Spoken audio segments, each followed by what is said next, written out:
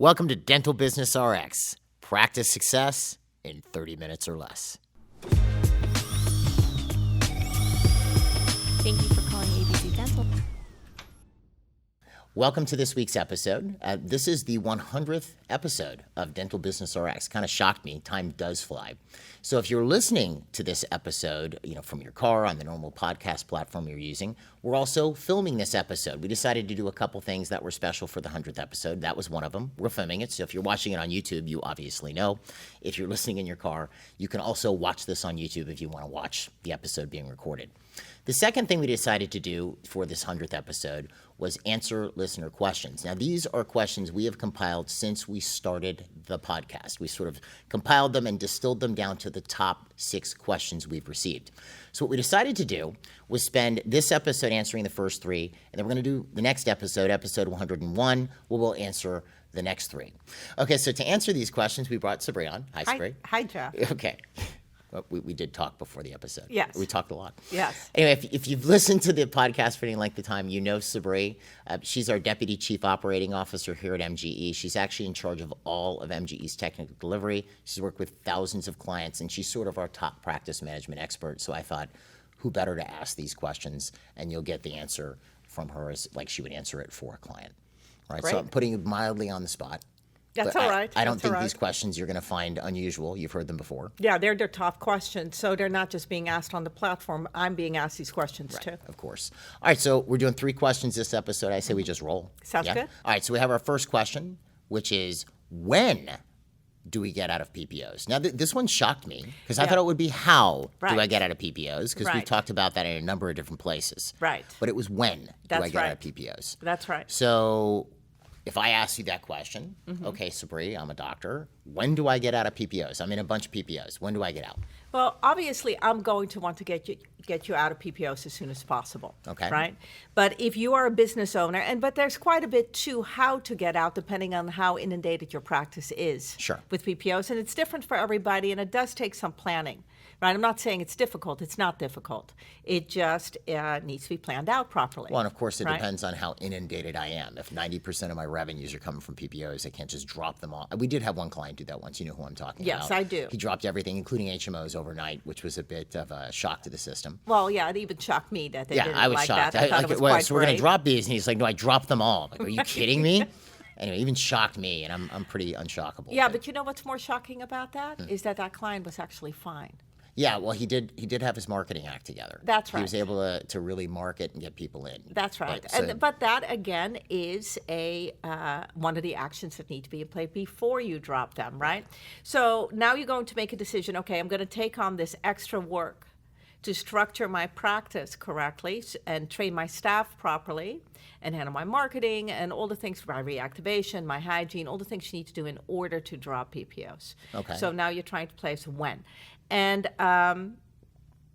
so the problem I have with PPOs is that they take all the joy out of business because they cut your profit margin. Right. Sometimes into nothing. Well, and now that's becoming more critical. And it's really funny. Yeah. I don't want to digress too much Yeah. because I think people are tuning in for you. Wow. No, I'm sure they are. But now, especially with inflation, what it's been. Yes. Because again, what people don't put 2 and 2 together with is they go, oh, well, I think the last report was 3%. Right. But that's year over year. Yeah. But if you look at compounded inflation since 2020, Yeah. since early 2020, it's close to 20%. It's That's between right. 18 and 20%. That's right. Average. That's right. So if you're in a position where you're doing $500 crowns or $600 crowns, your lab fees have gone up, your labor costs have gone up, material costs have gone up, Well, everything's even going up. $800 or $900 crowns. Yeah, it starts to. So now what's funny is for a while, getting out of PPOs was a big thing Yes. on our marketing because Yes. we market for dentists Yeah. to do this, and then it just went away. It wasn't a big deal anymore. People were just sort of they took it as like the sky is blue. I'm going to be stuck in PPOs. That's like right. it was an eventuality. That's right. And then all of a sudden, it's like I can't make a living That's if I'm right. stuck in a bunch of PPOs. And so it's- now we're starting to get a lot more people asking again. Right. Well, it's interesting you say that because after inflation really started, all of a sudden I was inundated with people that were some of them almost frantic because they are collecting $100,000 and $120,000 a month, which used to be a really, really, really solid practice. Yeah, that's a $1.3 million practice. Yeah, that's great. Decent. That's great for a Right. single, but for a solo. Actually, more than that. Sorry, 1.4. That's right. Yeah. For a solo practitioner, that Sure. was always considered good, Yeah. right? But depending on where they were located, how they were set up, whether they owned their building, how they bought their, all those things, all those factors now suddenly started adding up, and they're working their butts off for zero profit, Right. Right.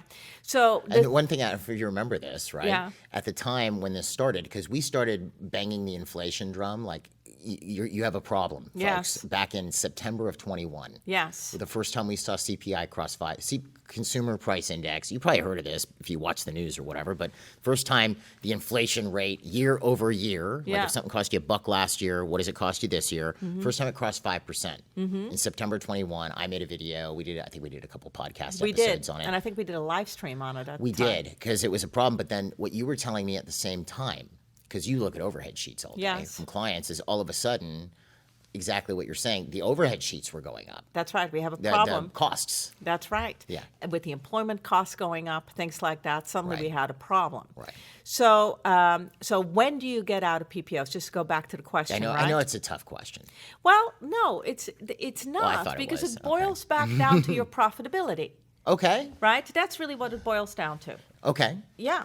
So if you look at, I've seen practices, and I still see practices that have 65% overhead still for whatever reason. They just negotiated everything well. Maybe they're in an area where they can keep their employment costs lower, right? They're just their overhead's under control. Their rent isn't under control, or their mortgage isn't out of control. And they don't have to spend a lot of money on marketing, Right. So they have that buffer. And Now, so, can I ask you? I know I'm asking a lot of Yes. follow-ups, and I don't want to cut you off, but are those practices normally located in an urban or a rural area? rural? So it's not like you're in the big city. No. Those guys need to get out. So if I'm in the middle of nowhere, Or on the outskirts of a big city. It doesn't Okay. necessarily have to be in nowhere, but if you're in like a bedroom community where you can keep your costs controlled got it. better, right? I still see practices that have quite a large profit margin, and it's rarer and rarer, but I do Interesting. still see it. And those practices, do they need to get out of PPO now? No, they don't. And Okay. some of them don't even want to. But I guess what I would say to that, right, Yes. is okay, I'm not getting out now, but I personally Yes. would see the writing on the wall. Yes, I would too. And I would personally have the viewpoint that why on earth would I cut my profit margin like that, even though it's still good, right? And be controlled by insurance companies who control my fees. Right. Right? I would never put up with that. But that might not be the focus of the owner, and it isn't on fire right now. Because it's not painful. That's exactly right. Right? It's like the patient with the crooked front teeth. You look at it and go, well, that's easy to fix. And personally, I would fix that. But the patient may not care. Right. Right? And so it's one of those. I see. So, but when do you need to get out of PPOs? Well, let's say that practice that now has a 20% profit margin instead of a 35% profit margin like they had in the 80s, 90s, whatever, before PPOs really became systemic. Okay, so they were at 35, 40, 50% profit. They were doing great. They were doing great. They could just take on an associate when they felt like it. Okay. Right. And now they're at 20%. Now they're at 20%. Now you need to start crunching the numbers because your profit margin's getting to the point that if I take on associates and start paying those associates, pretty soon I'll be paying those associates more money than you're taking home. I see. And that is going to start creating resentment after a while. Okay, so you would, if someone's, so just to clarify, Yes. get out of PPOs now would Yeah. be your first answer. Yes. But if someone's saying, well, I don't know, I'm okay, whatever, it would be like, all right, well, what's your profitability then? That's right.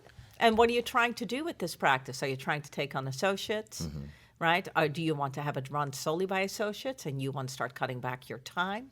Like, what are you trying to do with this business? Or is your profit margin like 15%? What are you waiting for till it's zero? Right. Right? So you kind of have to, it's as I said, it's completely dependent upon the profit margin of the practice, which brings up another thing, very often the owners we work with, and I say we because you see this a lot too. Of course. Right? Don't have a good grip on their finances and their overhead. Right. Right? They're depending upon their CPA to tell them what their P&L said. Right. Right? But your P&L is not useful, and neither is it your overhead. It's good for getting loans and for the IRS. That's what it's good for. It's kind of cool to look at quarterly. Yeah. Or yearly, but it's not real-time management of No, finances. absolutely not. It doesn't tell you how much you need to spend. Right. Not just to run the business, but to expand the business. Right. Right. So a lot of owners don't have a good grip on their overhead. So that's the first thing you need to do. Get a good grip on your overhead. Learn how to calculate your overhead properly. Right. That's not something you leave up to your CPA. That's something a business owner needs to know how to do. Correct. Right. And then from there, determine, okay, how long will I be able to sustain this before the profit runs out with increasing inflation? Right. Right? And they're not raising the fees right now, these insurance companies. It's almost I can like tell you that right now. almost like an hourglass that's been flipped over. The sand's running out. Yeah, I just don't think it's a good idea to operate that like at such a low margin for error. Yeah, and you know what? It's funny because there's all kinds of reasons I don't like them. Right? Yes. But and you know me, obviously. Yeah. If you haven't guessed, Sabri and I are married. Yeah. But you know me, in that the thing that would bug me the most Yes. about being involved in a PPO Yes. is that I have an external force controlling what I charge for my services. Exactly. I can't think with that because then I have zero flexibility as a business owner. That's just Right. crazy. Like That's if someone right. told me, well, you can charge this for this seminar and that's it. No, I could charge too much to the point where people don't want to pay. Yes. People could charge $6,000 for a crown and people go, I'm not paying $6,000 for a crown. Right. And that's fine. That's the market telling you whether you can charge that or not. Right. But a company mandating what I'm allowed to charge, that's nuts. I'm taking that's like the blood flow into your business. Right. You know, money is sort of like it's the blood. That's right. You know, it's what keeps the place going. It's how you pay your team. That's it's how you right. keep refurbishing things in the business or improving your business.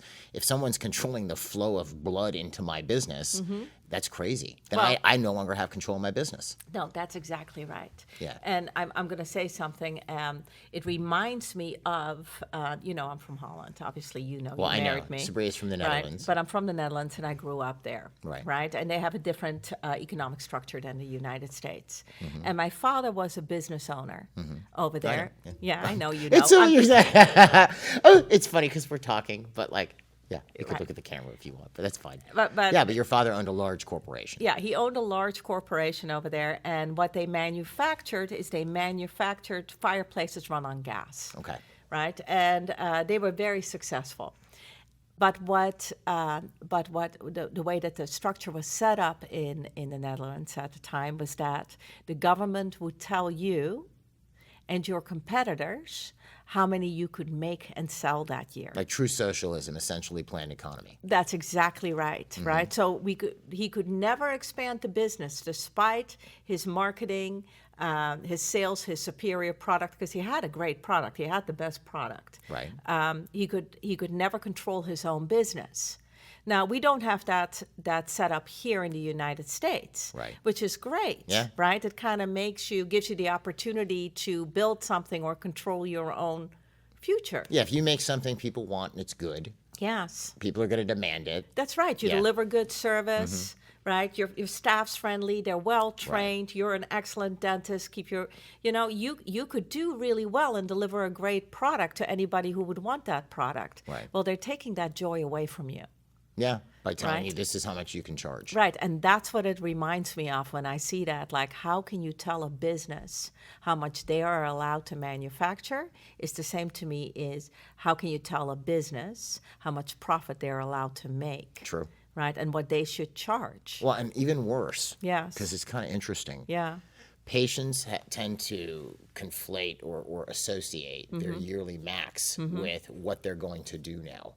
What my insurance coverage is, right, has nothing to do with what treatment I need. yes. Has zero to do with it. Yes. The fact that I have $1,000 yearly max, which is also a joke. It was $1,000 back in 1994. Right. Or 1,500 even. Yes. That was good insurance in '94. Right. You remember this. Yeah. But the fact that I have that and a patient is programmed to think, well, that is associated with how much treatment I actually need or whether I actually need the treatment, because obviously if my insurance doesn't cover it, then I don't really need it. Right. That's crazy. That is crazy. Yeah. I So, 100% agree. and the most successful clients we have just stopped playing the game. They'll file clients' or patients' insurance for them and the whole thing, but their practice isn't based on insurance coverage. That's right. And the other thing that they're doing that they're not looking at necessarily is they're giving the patient the control back on what they want their health to be. Right. Not what the insurance company thinks their health should be. Or how to cover or cut costs. Right. Yeah, it's That's crazy. exactly right. So I don't like the insurance game, but besides the morality, the personal moral struggle I have with this, from all viewpoints, patient viewpoints, doctor, business viewpoint, but when it boils down to it, it's pure numbers. What's your profit level, Got it. right? And how much risk do you want to operate on as a business owner if something goes wrong, right? Can you adjust your business quick enough, right, to continue to make profit in that business? Yeah, and the more they're getting squeezed, the less leeway they have, That's right. or buffer they have. Buffer they have to take that time to get out, because now they're not making money anymore. And it went very quick for a lot of dentists I spoke with 3 years ago. Yeah, interesting. Yeah. All right, so then they need to figure out their overhead, Yes. which if you want, we've offered this on the podcast before, but we do have an overhead sheet that's a very thorough overhead sheet. We'll put a download link to it on the episode webpage, as well as below. If you're watching this on video, it'll be in the description of the video. We'll have a link to the overhead sheet, as well as we do offer, well, you know about this.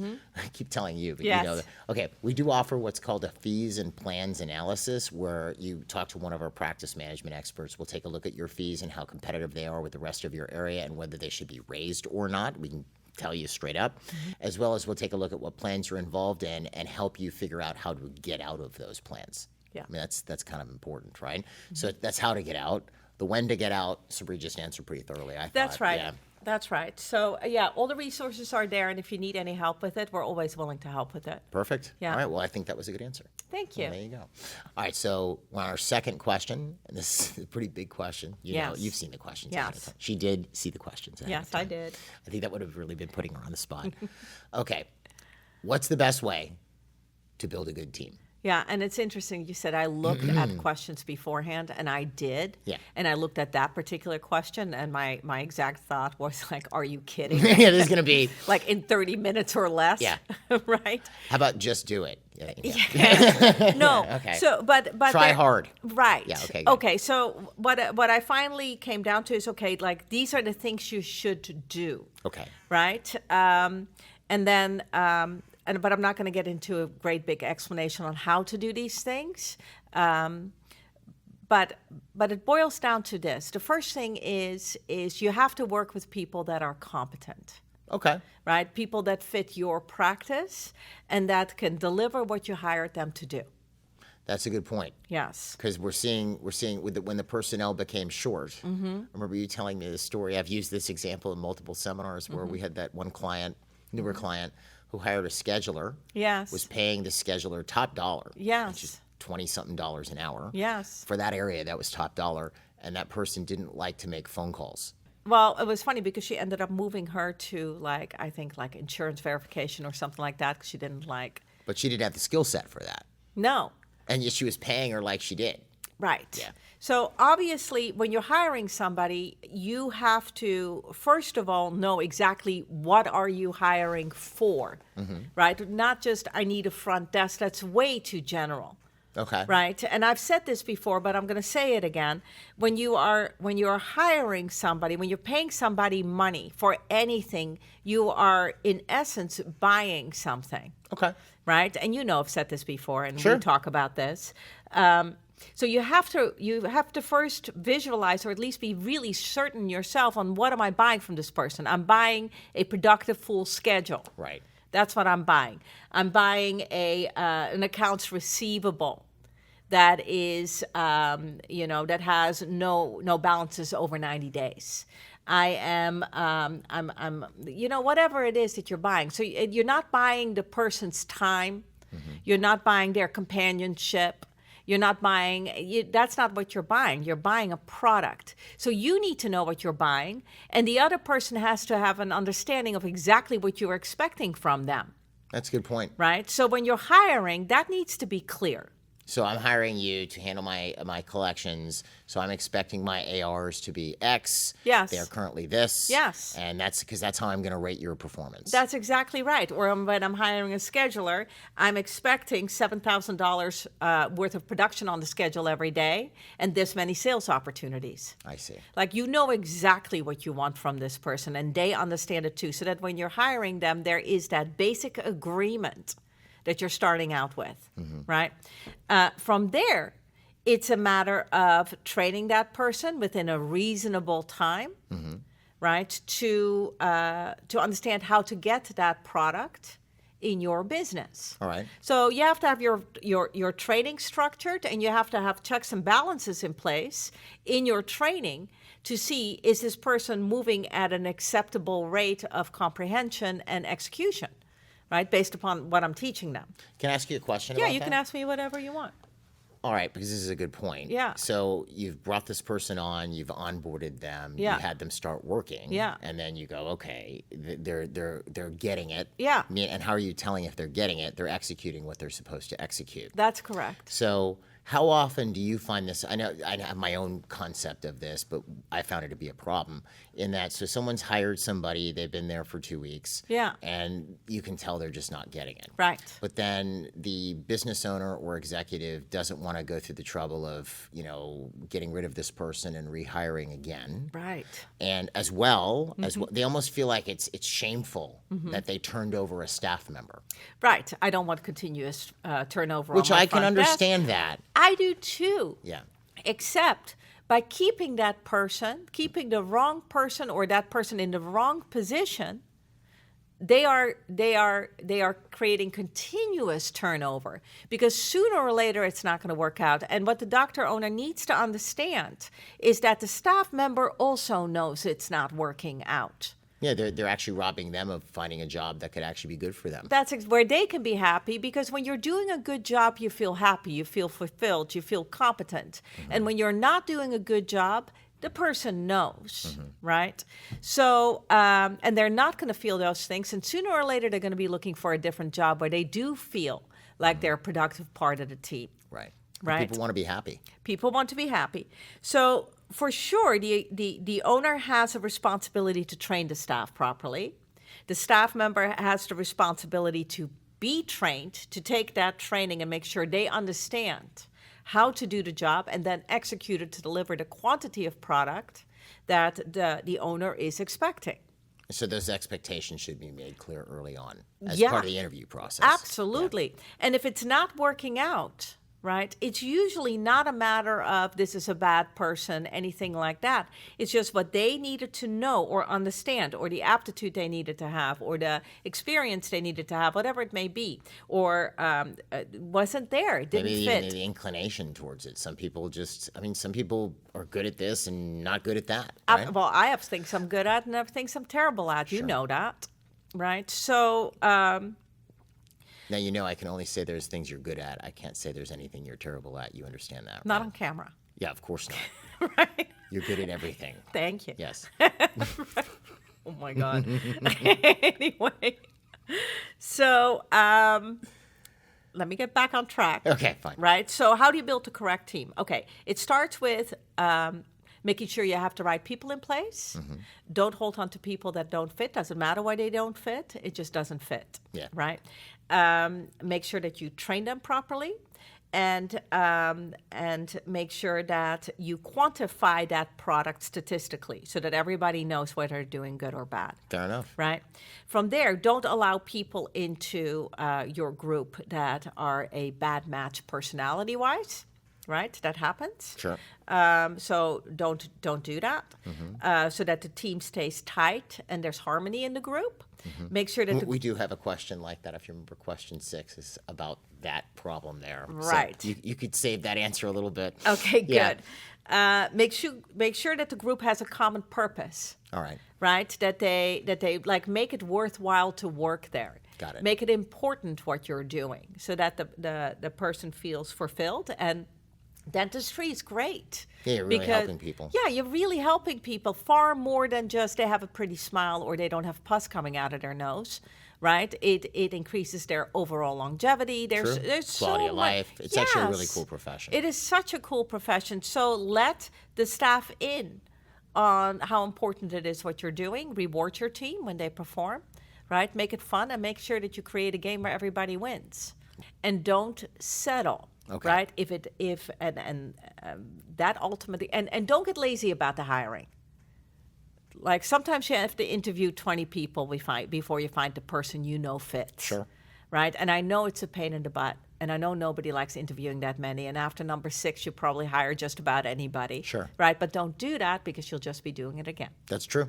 Yeah? Yeah, to try to save time, you actually cost yourself more time. Oh my God. And so much hardship, not just for yourself, but for the rest of the team as well. Yeah, understood. Right. I think it's a great answer. Thank you. And what we'll do, Yeah. we have downloads. We don't really have a download for that specific because what you're describing is more having an executive structure, training, Yes. organizational structure, et cetera, which we do teach you here at MGE. Right. Now, and we do have hiring ads that you can download, for different positions in the practice. We'll put that as a download.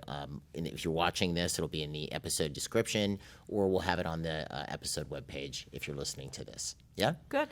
We have our third question, last Yes. question for this episode. We have Yes. 3 more next episode, which is, how do I increase my collections? Okay. So it's interesting because it seems like such a difficult Oh, yeah.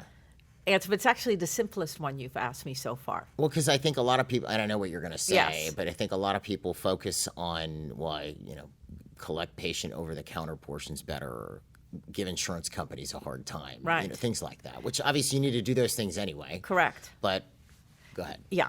So collections is an interesting word, right? Because it's very much a dental specific term. True. In any other business, collections is a dirty word, right? It means I'm running after my money. That's true. Yeah, collections is not good. Like you get sent to collections. Yeah, right. That's right? true. That's true. In other business, revenue or income. That's exactly right. So they're not actually asking, how do I increase my collections, right? Because Right. nobody wants to increase True. their collections. They're asking, how do I increase my revenue? Yeah. How do I make more money? Correct. Yeah. Like my income. Yeah. Right? And in any business, including a dental business, how you increase your revenue is increase your sales.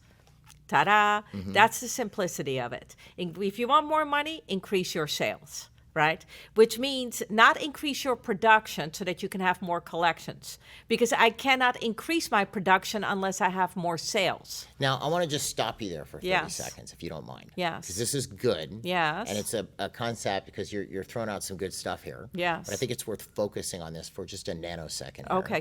Because what you said was pretty astute in the sense of, so the normal dental business model, I talk to patient X, they need 4 crowns, they're going to do 2 this year because that's what insurance is going to cover. Yeah. We may or may not do good financial arrangements. They're going to pay me however they're going to pay me. I Yeah. don't go after making sure I've got good financial arrangements. I produce the 2 crowns. I incur the labor costs, the material costs, the lab fee, everything. Yes. And I may or may not get paid by their insurance company. Correct. I may or may not get paid in full even for this procedure because their insurance didn't pay what was expected and now the patient's upset, blah, blah, blah. Sure. But I've already incurred the expense. That's right. That's the accepted way of practicing dentistry and has been for a long time. It has changed a bit Yes. for the better, but that would never happen in another business. Never. No, you would pay for what you're going to get, or even if a plumber comes to your house or a Yes. contractor does something, they're going to file a lien on you if you That's don't right. pay. If it's larger work, That's right. they're getting paid. That's right. And they don't feel embarrassed. They don't feel, oh, can you please put the half down so we can start? They don't feel embarrassed about that. It's No. like, put half down or we're just not doing it. That's right. And it's just funny that it's the exact opposite in dentistry because you bring that up. That's a good point. That's And I right. just wanted to throw Thank that out you. there. Yeah. Anyway, so it boils back to sales, right? Now that's a big subject, sales, Sure. and something we can something I'm not going to get into. And we do training on it. If you're watching or listening, we have the MGE Communications and Sales Seminars. I'll put a link to it in the episode webpage or in the description below. We also have sales training on, and it's professional sales training. It's Yeah. not cheesy core sales on our online platform, DDS That's right. Success. I'll put a link to that also below or on the episode webpage, depending on where you're listening. That's right. Yeah. So sales is not a dirty word. Right. Right? Sales is the ability to communicate with somebody and get them to understand what you have in your head. Right? When you look at a patient, there is no question in the doctor's mind that the patient needs to do whatever the doctor's recommending, right? It's not a sale, it's an understanding. Like nobody's going to walk around with their mouth looking like this or with the infection that you have in your mouth or whatever it may be. Yeah, it's just getting what is in your head into their head. Yeah, so how do you communicate that to the patient so they're thinking the same way, right? And then money is just a logistic, right? That's what sales is if done well. Got it. Right? How to sell without selling. How to sell without selling. Sorry, I had to say that. I know, but it's really, proper sales is really just good communication. Yeah, that's really all it is. And the money's accidental. Well, and I think the reason why, because sales gets a bit of a weird, because everybody thinks like the car sales guy. That's right. You know, everybody thinks of the car salesperson. Yes. But it really isn't like that at all. No. And as a matter of fact, if you're good at selling as a doctor, right, patients will like you more, is the truth. People, you might think that patients are going to hate me if I sell. No, they actually like you more if you're That's good at exactly sales. right, because you're just communicating. You're just talking to your patients. Right. But that really is the kicker. It's that really, I mean, it's a simple answer, but a lot of things that are simple are extremely powerful. That's right. You have to learn to sell better. That's right. But not like a car salesperson. No. So it boils down to three different things, right? It boils down to how do you increase your revenue, not your collections. Right. One, you need to know how to sell. Two, you need to have enough to sell. Yeah, enough people, like things to sell. Yeah, and I'm not talking about new patients. But right? just you have to have treatment diagnosed, which if they look at their incomplete treatment list, there's probably millions of dollars on it. So that's there. Right. Most practices, but new patients is only for new practices with no patients. But most practices with a decent amount of charts have so much treatment that needs to be done sitting in those charts. Right? It's just a matter of calling these people back in for hygiene or whatever. So that's something to sell, and those people have to present, obviously. Yeah, that's right.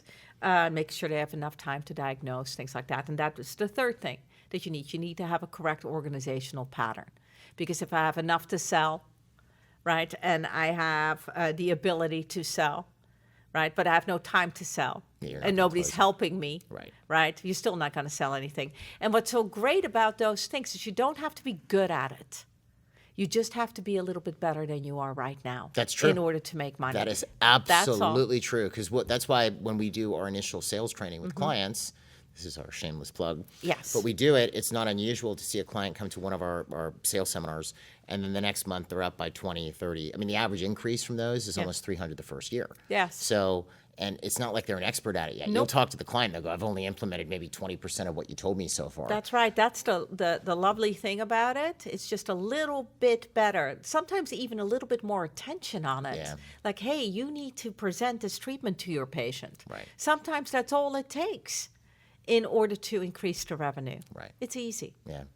All right, so that was awesome. Thank So you. I'm going to cut us off here because we could literally go on for another hour easily about any of these subjects. That's right. But we're going to end off this episode here. Thank you so much for being on, Sabri. Yes, of course. It's awesome. And we will be picking up with the next 3 questions in our next episode. Until then, folks, we hope this helped. Yeah. And if you have any questions about MGE, you can find us online at mgeonline.com or call us at 800-640-1140. Folks, have a great week, and we'll actually see them at the next episode. Good.